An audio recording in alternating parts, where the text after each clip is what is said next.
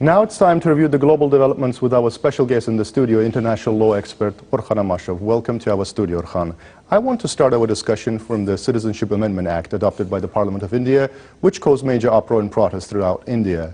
So early in December of 2019, the Parliament adopted the so-called act, which gave the pass to the citizenship, to the Indian citizenship, to the religious minorities fleeing persecution from Afghanistan, Pakistan and Bangladesh.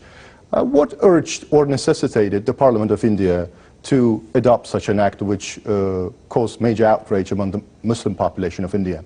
Well, it's very difficult to be a mind reader, of course, but we know the nature and character of the ruling party led by Modi, and we know that it's not their first attempt. There was an attempt in 2016 to introduce and implement the same type of bill.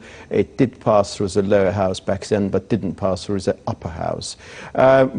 As long as the formal position of the Indian government is concerned, they are saying that it's a very pro-refugee plan. So there are people coming to India from Afghanistan, Pakistan and Bangladesh, and these people are to be entitled to receive protection in India. The question here is that why only non-Muslim minorities are accepted in India. In order to understand, the formal position is one thing, of course, but we need to look into the actual act, what it says. It says that in order to be qualified to receive citizenship under the Amendment Act, you've got to be coming from those three countries, Afghanistan, Pakistan and Bangladesh. You have to belong to one of those 6 religious minorities, which includes Hindus, Sikhs and other religious minorities, but not Muslims. And you have to be in India by 31st of December of 2014. So it does reduce the citizenship requirement from 11 years to 5 years. So it does relax the process of getting the Indian passport. The criticism about this particular bill is that it does explicitly exclude Muslims. The Indian government's argument is that if you are living in Pakistan or Afghanistan and you're Muslim, you cannot be persecuted on the grounds of your faith, which is Islam, because it's a Muslim majority country. But the real criticism here is that why to include only these 3 countries? There are many neighboring countries in that region where there are lots of Muslim minorities who are being persecuted. Why not to include them? But India's government's position is that India is a spiritual home for all those people, in particular Hindu people. And here we see the dichotomy between the secular constitutional structure of India and the fact that here the faith has been used as a condition of your citizenship. So the criticism here quite widespread. And the second argument used by Indian government is that they want to control immigration. There's nothing wrong about controlling immigration. All countries need to control immigration. But let us try to look into this Citizenship Amendment Act and the National Register hand in hand, because they are interconnected. So we understand the Citizenship Amendment Act excludes Muslims, and we look into the National Register. In the National Register, if you want to prove that you are Indian citizen, you need to prove it with documentation. India is a very large country. It's a huge population. There are lots of rural areas there. People are not able to prove their identity by documents because of the nature of the administration and so on. Which effectively means that, for example, in the Assam country, which is bordering with Bangladesh, it's part of India, the national registration of citizens here left about 2 million people, and most of those people are Hindus. So the argument is that, so within the national registration, those people who are not Indian citizens, according to that, they are mostly Hindus, and they will get citizenship according to this refugee policy, and effectively speaking, the landscape of the country will change. And Modi's policy is effectively a right-wing nationalist policy based on the Hindu spiritual nationalism. It will change the landscape of the country, step by step, incrementally, not over the night, but step by step, and it will increase his vote base. So it is a political decision, and it is couched in the language of pro-refugee sentiments, but in effect it is changing the destiny of India and its secular character. And how does that tie into the fact that India as a country is a secular state, but all of a sudden the parliament adopts a decision purely based on religious grounds? Yes. This is a very obvious problem. India is a secular country. It has been explicitly stated in the Indian constitution. But lots of people, scholars, are suggesting that India has never been a secular country in the tradition of French nationalism, for example. French nationalism is very robust. The religion is ultimately excluded from that national identity concept. They're saying that Hindu faith has always been part of it. The Indian secular nationalism has always been informed by Hindu faith. That's what they're trying to say. And the second argument in favor of this particular new law is that there's a room for classification, for reasonable classification under this secular identity. But as you know, United Nations has criticized this new law. They said that they welcome their pro-refugee approach, but there must be a robust asylum system. And also, it is very clear that Indian nationalism, secular nationalism, has never been a nationalism of the kind which European nations practice. So here, they're not in line, and the ultimate answer to this question, which you have put, will be possibly given by the Supreme Court of India, because, as you know, there are lots of people who are not happy with this decision, and the Supreme Court will give its own verdict. And that verdict will tell us the real answer to this question. Another topic that I want to discuss is the Scottish independence referendum, which is currently being pushed by the Scottish nationalists following the clarity on the Brexit issue. So their reasoning is that the current situation compared with 2014, where the initial referendum was held, is totally different, because at the time they were not aware that Britain would eventually leave the EU. So what are the legal grounds for them to request another referendum? Well, as you know, in 2014 there was a referendum. The referendum wording was crystal clear. It was once-in-a-generation referendum. So 55 to 45, Scotland stayed in the United Kingdom.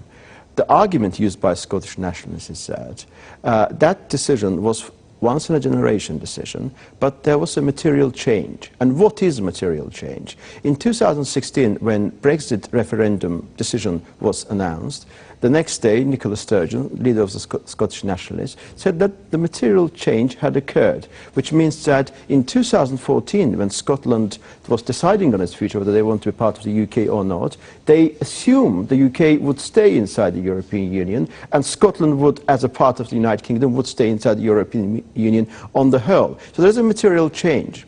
But it's a matter for the interpretation, of course. But the material change cannot just occur by virtue of one single event, and there must be a long, sustained evidence that there was a shift in the Scottish public opinion. So Scottish people changed their opinion about referendum. There have been a couple of polls. Some of them are showing that, some people think that they got to leave the United Kingdom, but there is no clear, sustained evidence that there is a ground for a new referendum.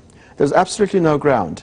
And also, the Scottish Nationalist Party is saying that because in the recent general election, out of 59 seats that Scotland gives to Westminster Parliament in London, 48 were taken by SNP, it's a clear message by the Scottish people to the UK government that they want another referendum. First of all, Nicola Sturgeon herself understands that the fact that they did take 48 seats out of 59 is not an endorsement for the Scottish independence. And also, if you look at what percentage of people voted for the SNP, it's just 4 to 5%.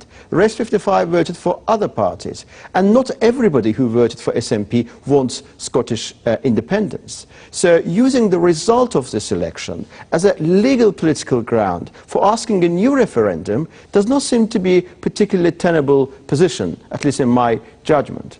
Third thing, which is very important, everything must be agreed with London. They cannot follow the pattern of Catalonia, and they understand it, because in Catalonia they had a unilateral referendum, and no country on this planet accepted the verdict of that referendum. So they must work together with Westminster.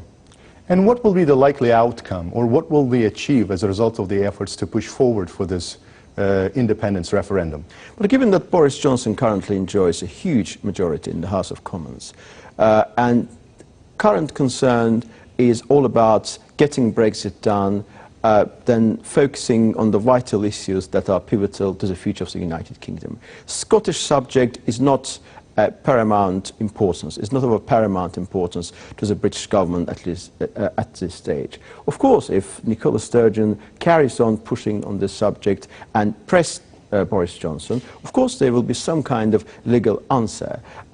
It is, as I said while replying to my previous question, there's no appetite on the side of the British government to hold another referendum, because there must be a transfer of legal powers, as it was the case in 2014, and the UK is not going to do it. If you ask me what will happen if Nicola Sturgeon carries on pressing, the ultimate answer from Boris Johnson will be no and no. And there is no legal political power that Nicola Sturgeon has in order to change the situation, unless the situation gets totally out of control, which is very, very, very unlikely. I don't think Scottish independence question will be resolved in the fullness of time. I don't think it's a matter for the next 5 years. I don't necessarily think that it will be under the Boris Johnson's term. I think it's a matter for generations to be sorted out. And let's not forget that people there are not precisely in favour of Nicola Sturgeon's independence policy. The reason why SNP got 48 out of 59 votes could partly be explained by the nature of the electoral system in Scotland, because as I said, 45% of people voted in favour of SNP. So the fact that they got 48 out of 59 seats does give you the impression that they have almost 80% of the country, but that's not the case. In referendum, you will be deciding what percentage in favour, what percentage is against. So I think that ultimately, as long as SNP is in power, because SNP is a nationalist party, is a Scottish nationalist party, the aim of this party is created with the purpose of getting the independence of Scotland. That's what they all dream about. And as long as they're in power, as long as they're given some legitimacy, they will always push for it. But realistically, I hardly think it's going to happen anytime soon. And I think if British government is going to make a great success of Brexit, Scottish nationalism will die its own natural death. Thank you very much, Orkhan, for your detailed analysis of these important issues. That was all for the week. Thank you for watching us, and stay tuned not to miss the next edition of our program.